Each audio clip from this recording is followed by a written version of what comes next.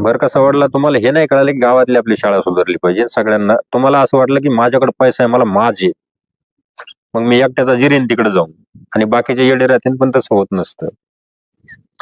तिथे जाऊन पण तुम्हाला ज्यावेळेस तुमची हॅरॅसमेंट चालू होईल ना पुढच्या 5 वर्षामध्ये, आणि लाखाने तुमच्याकडून फिया वसूल केल्या जात्या, त्यावेळेस तुमच्या डोक्यात खटकन एडिसनचा बल्ब लागन, आणि तो बल्ब जरी लागला ना तरी पण काही उपयोग होणार नाही. त्याचं कारण काय?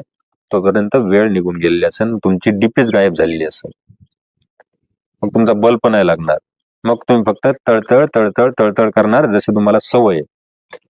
हे जे रंडोल्यासारखं तुम्हाला सवय लागली ना समाजाला सगळ्या, की आपलं स्वतःचं बघायचं स्वतःचं बघायचं स्वतःचं बघायचं, कधीतरी एकत्रित विचार करून बघा तुम्ही किती दिवस जगणार इथं या पृथ्वीवर. तुमचं वज जास्त दिवसाचं नाही, पण पुढच्या भविष्यातल्या पिढ्या खराब तुम्ही केल्या नाही पाहिजेत.